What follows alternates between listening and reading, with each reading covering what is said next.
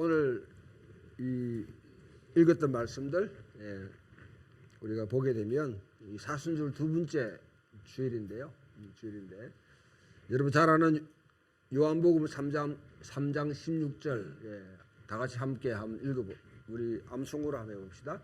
하나님이 세상을 이처럼 사랑하사 독생자를 주셨으니 누구든지 저를 믿는 자마다 멸망치 않고 영생을 얻게 하려 하시니라.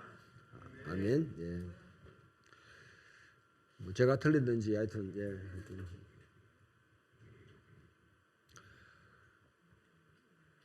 니고데모라는 사람이 있었습니다. 니고데모.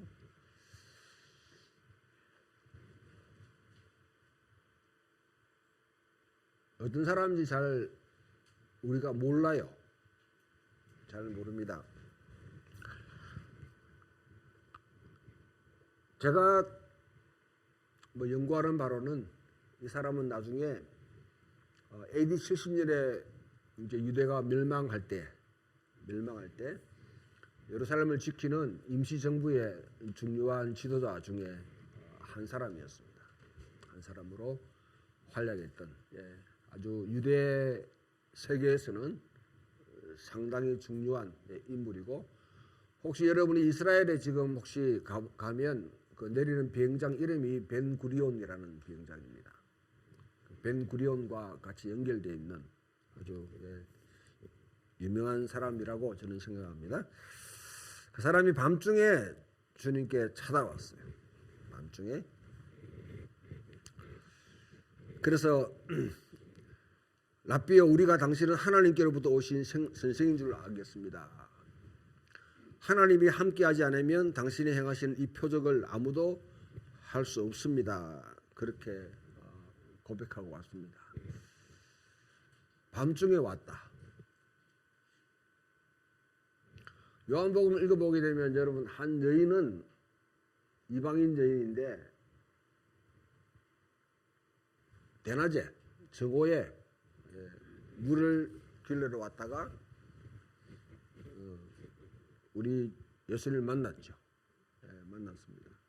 그런 좀 대비가 되는, 이스라엘 지도자이면서 예수님을 이렇게 만나러 왔는데 밤중에 왔다는 거죠. 예수님을 랍비로 생각하고 그 다음에 하나님께로 오신 성생으로 그렇게 하나의 랍비로 생각하고, 그가 결국 예수님께 이끌렸던 것은 표적을 보고 이끌리는 것입니다. 고린도 전서 1장을 보게 되면 유대인은 표적을 구하고 헬라인은 지혜를 구한다. 그러나 우리는 십자가에 달린 달신 예수 그리스도를 정한다. 그렇게 바울이 선포합니다. 헬라인들은 지혜를 구하고 유대인들은 표적이 있으면 마치 예언자고 하나님 보리신 자로 생각하고 찾아왔는 것이죠. 찾아왔습니다. 그 주님께서 말씀하기를 내가 진실로 내게 이르노니, 내가 진실로 내게 이르노니, 요게 딱 오면 여러분들 이거는 상당히 권위 있는 메시지입니다. 구약에서 여호와 하나님이 그 백성에 선포할 때에 그 의조를 가지고 그대로 선포하는 것이죠. 사람이 거듭나지 않으면 하나님 나라를 볼 수 없습니다. 그러니까 니고데모가 어찌 이런 일이 일어날 수 있습니까? 그렇게 생각하는 것이죠. 그때 또 5절에 예수님께서 다시 진실로 내게 이르노니 사람이 물과 성령으로 나지 않으면 하나님 나라에 들어갈 수 없느니라. 두 개의 말씀이 비슷하죠. 비슷하니까 이게 이제 하나의 서로가 서로를 해석해주는. 그리고 뒤에 가보면 여러분, 예수님께서 하나님의 나라에 관한 이야기를 하면서 16절에 영생을 얻게 하려 하심이라. 그렇게 말씀을 보면 하나님의 나라와 영생은 같은 이제 범주로 범주로 그렇게 이해할 수 있습니다. 하나님 나라에 들어간다는 것은 영생에 들어간다는 것이고 하나님 나라를 본다는 것은 영생을 본다는 것입니다. 여기서 이제 우리가 중생이라는 말을 갖다가 많이 사용합니다. Are you born again? 당신 중생했습니까? 하는 말을 많이 듣죠. 한 번도 안 들으셨나?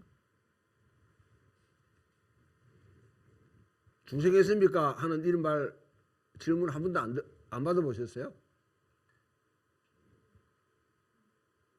선희 형제 안 받아봤어.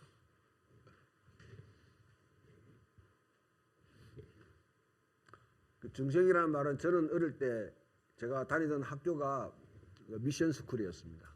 그때에 이 학교는 중학교, 고등학교 다 합쳐가지고 그때 일주일간을 갖다가 집회를 했어요. 공부 하나도 안 하고. 그 이름이 중생회였습니다. 중생회.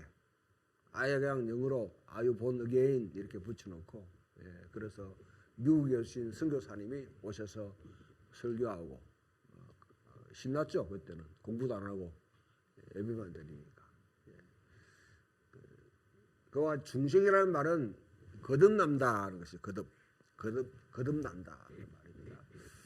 근데 여기에 여러분들이 거듭난다 하는 말을 아마 여러분 가지고 있는 성경 밑에 보면 아마 이게 각 난해주에 가지고 이렇게 뭔가 표시가 되어 있을 거예요. 제가 가지고 있는 성경은 3번 이렇게 되어 있는데 있나요? 그 밑에를 쭉 읽어보면 뭐가 되어 있습니까? 또는 위로부터 위에서 되어 있죠. 이 단어가 헬라어 단어가 두 가지 의미를 가집니다. 한 개는 again이라는 그래서 이제 거듭난다. 그래서 거듭난다. 니고데모는 그렇게 이야기되니까 깜짝 놀라가지고 내가 이렇게 지금 작년이 되었는데 어떻게 다시 어머니의 모태에 가가지고 다시 태어날 수 있습니까? 하고 말도 안 되는 이야기라고 지금 이제 말하시는 거죠. 그러나 예수님은 표상적으로는 겉에 드러나는 것으로는 그렇게 들리지만은 사실은 예수님의 의도는 위로부터 태어나지 않아요. 하늘로부터 태어나지 않으면 하나님 나라에 들어갈 수 없느니라 그렇게 합니다.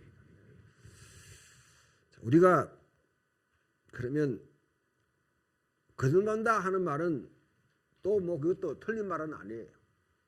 다시 육으로 태어났으니까 우리가 영으로 태어난다 하는 말이 맞는 거죠. 영으로 태어난다는 것이 무엇이냐? 그러면 성령님께서 우리 속에 오셔서 우리로 하여금 다시 그렇게 새 생명을 주시는 것, 그거로 우리가 설명할 수 있습니다. 이 내용은 기독교에서는 이제 세례를 통해서 분명히 우리가 상징하는 것이죠. 여러분 세례 받을 때 물로 일단은 이렇게 하잖아요. 그것은 물로 이렇게 하니까 별로 이렇게 감동이 없을 수 있는데 하나의 드라마인데 사실은 침례예요, 침례. 이스라엘 백성이 홍해를 건널 때 물 사이를 지나갔죠. 그것이 하나의 세례의 메타포입니다. 은유입니다, 은유. 또 이스라엘 백성이 마지막에 어떻게 해요? 하나님의 땅, 약속의 땅에 들어갈 때 요단강을 건너갑니다. 물을 건너는 것이죠. 성경에 보면 되게 큰 물들, 뭐 이런 마시는 물이 아니고요. 아주 큰 물들, 바다와 같이 아무튼 이런 물들은 강물과 같은 이런 것들은 되게 상징이 뭐냐면 악의 세력을 상징합니다. 악의 세력. 그래서 여러분 성경을 읽어보게 되면 요한계시록의 맨 뒤쪽에 가보면 새하늘과 새 땅에는 바다가 없다 되어 있어요. 바다가 없어요. 수영 좋아하는 사람 또 낚시 좋아하는 사람은 하늘나라 가면 힘들 수 있어요. 백지사님 괜찮아요? 그것도 하나의 상징이죠, 상징. 상징 그걸 문자 그대로 읽으면 그거는 오해하게 되는 겁니다. 그래서 이제 죽음의 세력이 없다. 하나님을 위협하는, 하나님의 성도를 위협하는 홍해와 같은 악의 세력이 없다 하는데 그 말입니다. 아무튼 그것을 지나갑니다. 그래서 이제 세례는 예수 그리스도와 함께 죽고 살아나, 이것을 상징하는 것인데, 여기에 우리가 여러분 성경을 여러분 쭉 읽어보면 세례 요한이 나는 지금 너에게 물로 세례를 주지만은 내 뒤에 오실 분은 불로 너에게 세례를 줄 것이다. 그 불세례라는 말 많이 듣죠. 그게 이제 성령 세례를 말하는 겁니다. 성령을 부어 주신다. 성령을 부어 주셔서 그와 같이 우리가 새롭게 된다. 새롭게 된다. 이걸 여러분이 보게 되면, 자, 이 이야기를 여러분 생각해 보면, 예수님을 3년 동안 쭉 따라다녔던 이 사도들, 제자들도 예수님의 죽음을 이해할 수 없었어요. 이해한다면 사실은 그게 정상적이지 않아요. 왜냐하면 1세기 당시에 대부분의 사람들은, 유대인들은 십자가에 달린 메시아라는 것은 상상도 못했고, 그거는 말도 안 되는 이야기예요. 근데 예수님께서 십자가에 죽으셨다는 거예요. 십자가에 죽으셨다. 그러니까 엠마오로 내려가는 두 제자 같은 경우 대표적으로 우리는 그가 이스라엘을 구속할 자로 믿었다. 말과 행위에 능하신 분으로, 그분은 우리를 갖다 민족을 구원하실 분으로 생각했다. 그런데 십자가에 죽었다는 거예요. 몇몇 여인들이 그가 살아났다고 말하지만 사실 그건 누가 믿냐고, 그 소리라고. 그렇게 했는데, 그렇게 하면서 베드로도 도망가고 다 도망가고 숨어 있고 하던 그들이 오순절 날에 하나님의 성령이 임하니까 어떻게 합니까? 공격에 나가가지고 예수 그리스도의 말씀을 증언하는 것이죠. 성령을 받기 전에 그들은 육신적으로만 예수님을 받는 것이죠. 육으로 드러나는, 자기들 알고 있는. 그런데 성령께서 그 속에 임하게 되니까 그들이 이분이 진짜 메시아이고 죽었다 살아나서 온 세상의 주가 되신 분이구나 하고 고백하면서 그 주님을 따르기로 결정하고 목숨을 내놓고 복음을 선포하는 겁니다. 그래서 예수님께서 우리 하나님에 들어간다, 영생에 들어간다, 이 길을 위해서 지금 예수님이 내가 광야에서 뱀이 들린 것 같이, 모세가 뱀을 든 것 같이 인자도 들려야 하리라. 이 말이 어떤 의미냐면, 민수기 24장입니다. 21장으로 여러분 쭉 가보면 이스라엘 백성들이 하나님께 막 원망을 했어요. 다 맨날 일용할 양식 준다면서 만나가 매출하겠냐? 왜 물도 없이 이렇게 막 생수도 없고 삼다수도 없고 뭐 이러냐? 에비앙도 없고 왜 이러냐? 막 하고 막 이렇게 불평을 했어요.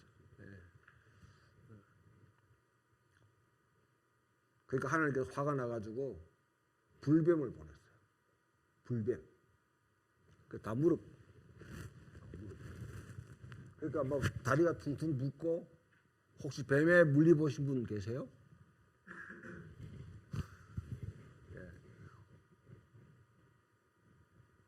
뭐 이렇게 독이 없는 거 물리면 그냥 따끔하지만은 독사는 물리게 되면 치명적이죠.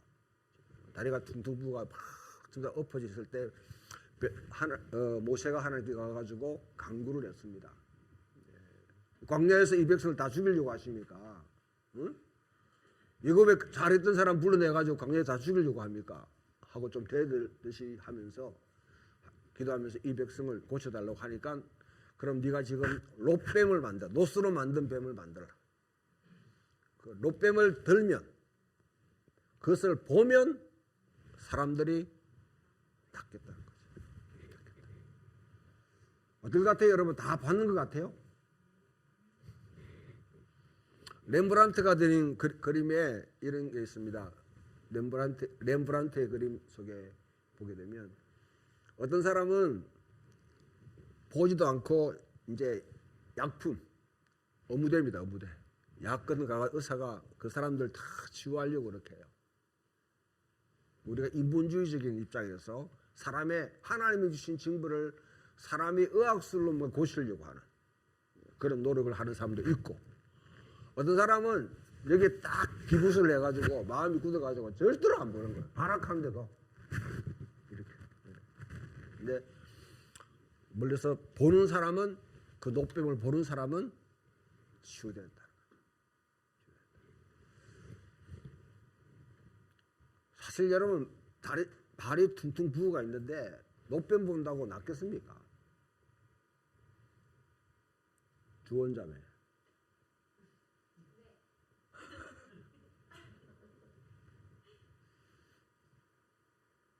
말도 안 되는 이야기잖아요. 말도 안 되는 이야기잖아요. 우리는 사실 예수 믿는 사람들은요, 상식을 거슬러 가는 사람입니다. 그러나 뭘 상식하면 안 돼요. 뭘 상식하면 안 됩니다. 상식에만 머물릴 수도 안 돼요. 우리는 상식을 알지만은 상식을 거슬러 갈 수 있는 사람. 이게 세상에 돌아가는 이치이지만은 그것을 뛰어넘을 수 있는 사람. 하나님이 모세를 통해서 그와 같이 하니까 하나님을 신뢰하고 모세를 신뢰하기 때문에 보는 것이죠. 본 사람은 치유가 된다는 거죠. 그와 같이 하나님이 세상을 이처럼 사랑하사 독생자를 주셨으니 누구든지 저를 믿는 자마다 멸망치 않고 영생을 얻게 하라 하십니다. 이게 어떤 의미냐면요, 오늘 아브라함을 여러분 우리가 아브라함 하나님이 부르시는 장면을 보게 됩니다. 왜 하나님이 아브라함을 부르셨는가? 창세기 11장 후반, 그 다음에 지금 12장 첫 절에 지금 딱 아브라함이라는 사람이 등장하는데 왜 하나님이 갑자기 아브라함을 부르셨는가?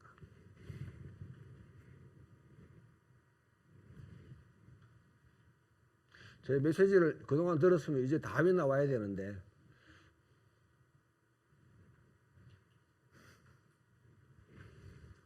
아브라함을 왜 부르셨는가?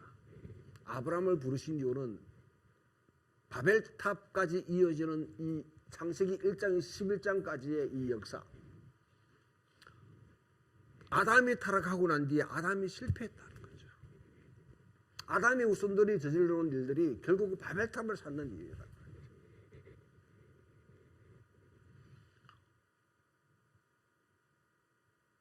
그 아담의 실패, 아담이 누굽니까? 아담은 본래 하나님의 형상으로 지음받은 사람으로 하나님이 지으신 천지의 세계 가운데 에덴 동산은 여러분 성전입니다. 성전의 역할을 하는 곳이에요. 그곳에 제사장으로 세웠습니다. 하나님의 형상을 반영하면서 이 땅을 돌보라고, 이 세상을 돌보는 인간의 본래의 여러분 목적은 하나님의 창조 세계를 돌보고 가꾸고 번성케 하는 그 일이 진정한 인간의 본성입니다. 거기에 성경은 예배하는 것이라고. 예배 시간 따로 가지고 여러분 하는 게, 본래 하나님이 타락하기 이전에 인간의 본래 모습은 하나님의 창조 세계를 가꾸고 돌보고 번성케 하는 것이 인간에게 주어진 본래의 목적입니다. 인간이 받은 사명이에요. 그걸 거슬러 가면서 결국 만드는 게 뭐냐면 바벨탑을 쌓았다. 거기에 대한 하나의 대안, 아담의 실패에 대한 대안으로 부른 사람이 누구냐면 바로 아브라함이에요. 바벨탑을 짓는 이 세계에 대해서 하나님이 이 세계를 이제 다시 바꾸기 위해서, 고치기 위해서, 거기 위해서 부른 사람이 아브라함이고, 아브라함을 통해서 이스라엘을 세우신 것이죠. 그러면 그 이스라엘이 어떤 의미냐? 바로 하나님의 통치를 이루어가는, 하나님 나라를 이 땅에 이루어가는 그 부름을 받은 사람들입니다.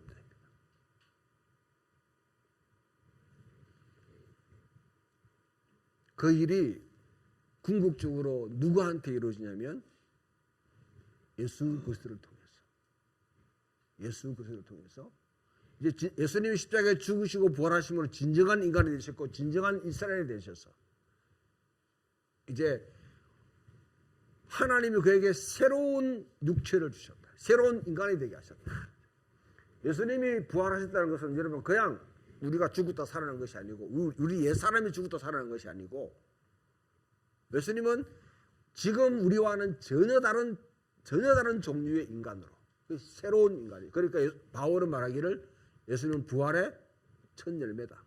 새 창조의 첫 열매라. 그렇게 합니다. 새로운 창조가 이 땅에 시작될 때에 첫 출발. 거듭 말하지만 예수님은 코로나 바이러스를 통해서 여러분 보면 잘 이해가 되겠죠. 첫 번째 코로나 바이러스에 감염된 사람이 만나는 사람마다 어떻게 해요? 코로나를 갖다 전수해가 온 세상이 대전 물이 바다를 두순 같이 코로나가 가득한 세상이 됐잖아요. 그래서 3년 동안 고생했지 않습니까? 그와 똑같이 새 생명의 이 거룩한 바이러스가 이 생명을 가지신 분이 만나는 사람마다 이제 그 속에 새 생명이 전달되면서 이게 지금 온 세상을 지금 듣고 있다. 이게 바로 새 창조입니다. 이 새 창조에 그러면 우리가 예수님이 십자가에 죽으시고 부활하사 우리에게 성령을 내려보내셔서 우리 각 사람에게 이제 예수님의 그 생명이 생겨나도록 중생이 일어나도록 하늘로부터 태어나도록 그렇게 하셨다. 그래서 그 예수를 믿는 사람들은 아담을 통해서 그 다음에 아브라함을 통해서 하나님 그리스도는 그 나라, 그 영광의 나라, 우리 그걸 하나님의 나라라고 이렇게 합니다.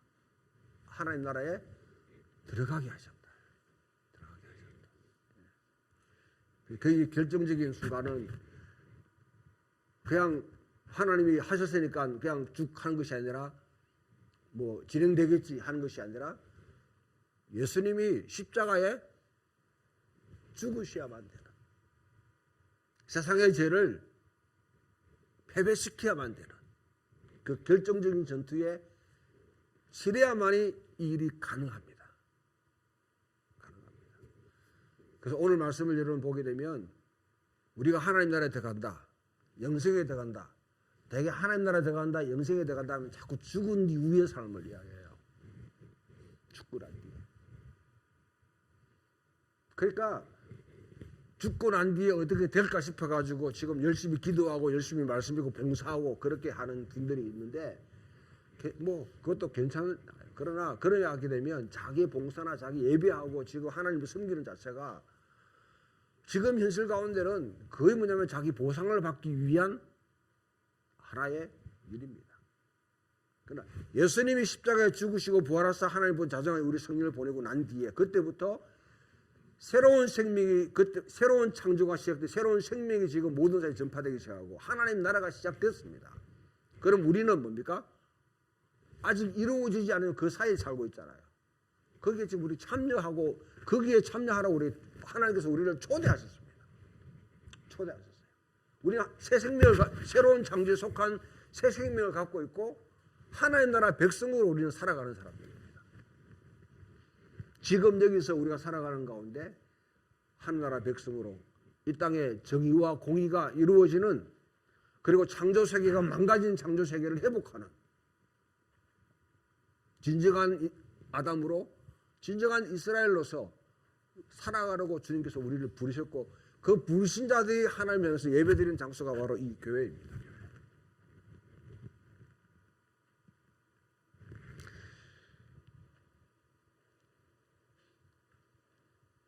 땅의 사람들은 전혀 이것을 이해할 수 없겠죠. 그러나 여기의 사람들은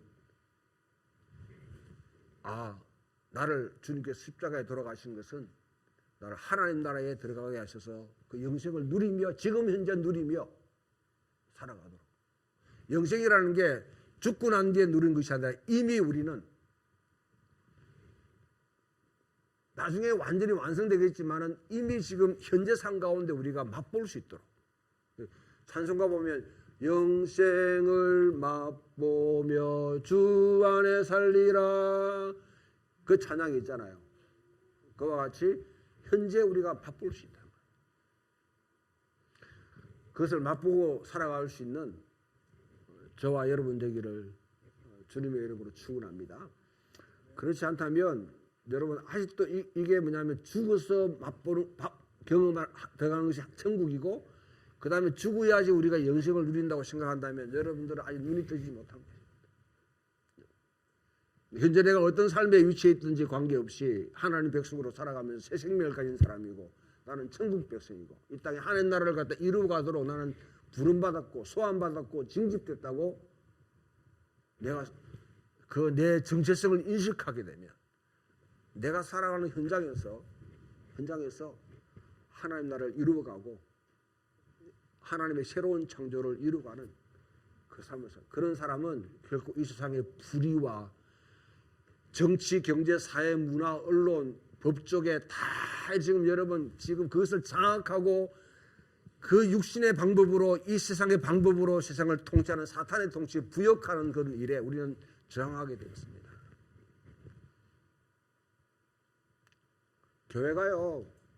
교회가 보면 지난 여러분 우리 박근혜 정부 이제 거쳐서 이렇게 하면서 한국 교회가 어떤 모습인지 다 드러나게 있는데요. 우리 한국 교회가 부흥했다고 하고 이렇게 세계 가장 급성장한 교회라고 말하지만은 한국 교회의 진짜 모습이 그대로 다 드러나는 것이죠. 난 그게 하나의 또 하나의 하나님이 주신 부산물이라 생각해요. 성경 보게 되면 알곡과 가라지가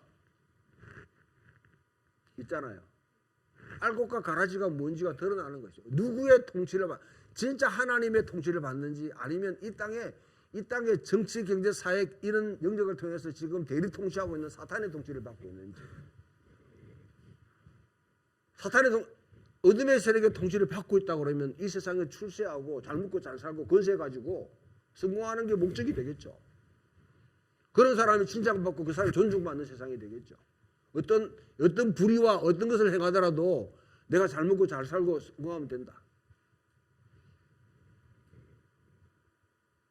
정순신이라는 이 현상을 갖다가 여러분 이 더 글로리라든지 이걸 한번 보게 되면 세상의 사닥다리 가운데 제 꼭대기 올라가기 위해서 어떤 수단과 방법까지 올라가는 사람이 성공한 사람이고 그 사람이 축복받은 사람이라고 그러면 이거는 여러분 이 세상이 악한 영이 통치하고 있는 세상에 우리 부역하는 삶을 사는 거예요. 우리 그것을 거슬러가는 사람입니다. 하나님 나라에 들어간다, 영생을 받는다, 누린다.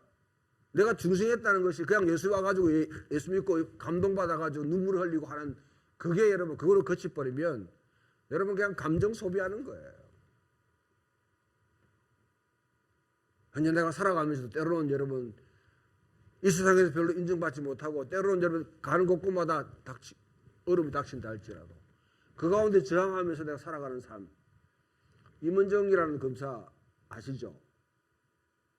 임은정 대구지검에 지금 있습니다. 지금 검찰이 어떤 검찰입니까? 그 가운데서 진짜 여러분 자기 소신대로 그런데 이 사람이 CBS는 아니면 보게 되면 옛날에 예수원 가니까 예수원에 왔다 갔더라고요. 자기가 징계받을 때 기도해달라고. 신실한 그리스도인이에요. 대구에서도 지금 다른 교회에 지금 여러분 예배를 드리고 있는 사람인데 CBS 이번에 이문을 놓고 이야기하는데 보니까 하나님이 주신 소명이고 하나님의 뜻에서 자기가 살아간다는 거예요. 내가 한 사람을 여러분 추천하고 이렇게 영화하고 싶은 마음은 없습니다만은 검찰 그 세계 가운데 그래도 뭐냐면 하나님의 정의와 공의를 지키기 위해서 진짜 검사가 하나님이 임명하신 검사가 누군지를 보여주기 위해서 내부 고발자로 징계를 받을지라도 자기 길을 묵묵히 걸어가는 사람. 바로 하나님 나라 백성인 것이죠. 영생에 속한 사람이죠. 그 사람을 통해서 이 땅은 악마가 악한 영이 이 땅을 다스리고 싶어도 멈출 수밖에 없는 멈칫멈칫하게 할 수밖에 없는 비록 임원정이라는 검사가 검찰 조직을 바꾸지 못한다 할지라도 얼마나 눈에 가시가 되면 오늘 또 징계위원회 또 해보였겠어요. 그런 사람이 있어요. 이 세상. 여러분 직장에, 여러분 살고 있는 공동체에, 여러분이 저거 예수 믿는 사람들 골치 아픈 인간이에요. 저거 예수 믿기 때문에 여러분 그 사람이 어떻습니까? 아이고 예수 믿기 때문에 잘해보자. 니 참 도움 되겠다. 하는 이 생각도 물론 뭐 잘하면 좋죠. 그러나 그 더 중요한 만약에 조직 자체가 불의한 가운데 잘못된 구조 가운데 지금 간다고 그러면 그때 아니요 하고 외칠 수 있다. 그 사람이 있어야지 이 땅은 그 사람을 통해서 하나님 나라가 그 가운데 뿌리를 내는 것이다. 거기에 우리가 좀 소환됐고 부름받았고 그렇다고 해서 여러분 뭐 신문에 나오고 위대한 인물 되려고 노력하지 마세요. 무태어 그렇게 할 필요 없습니다. 내가 지금 살아가고 있는 현장 가운데 비록 가정에서라도 가족이 불의에 의해서 뭐냐면 가족이 운영한다면 아니요 하고 말할 수 있어야 되고요. 검사라는 직장이 뭡니까? 뭐 상명복종에서 다 일체화되는 세상에서도 그와 같이 아니라고 말할 수 있는 것처럼 내가 속한 공동체에서 잘못된 그런 생각들에 대해서 브레이크를 걸 수 있는 사람이 필요한 거죠. 한 가지 예를 들면 몇 년 전입니다. 주일 아침에 오는데 우리 신학교 졸업했던 동기들이 모이는 카톡방이 있는데 그게 카톡에 들어보니까 세월호 가족들이 시체팔이 한다는 거예요. 그 카톡이 주일 아침에 한 목사가 올렸어요. 제가 거기다가 화가 나가 댓글 이 자식아 이 새끼야 네 자식이라고 그러면 이런 거를 쓰겠냐고 네 자식이 그게 죽었다고 그러면 이런 말을 하겠냐고 하면서 올렸더니 막 주일 아침에 카톡방이 난리가 나버렸어요. 그 다음부터는 아예 뭐냐면 그런 게 올라오지 않습니다. 그래 브레이크를 거는 사람 한 사람이 있어야 돼요.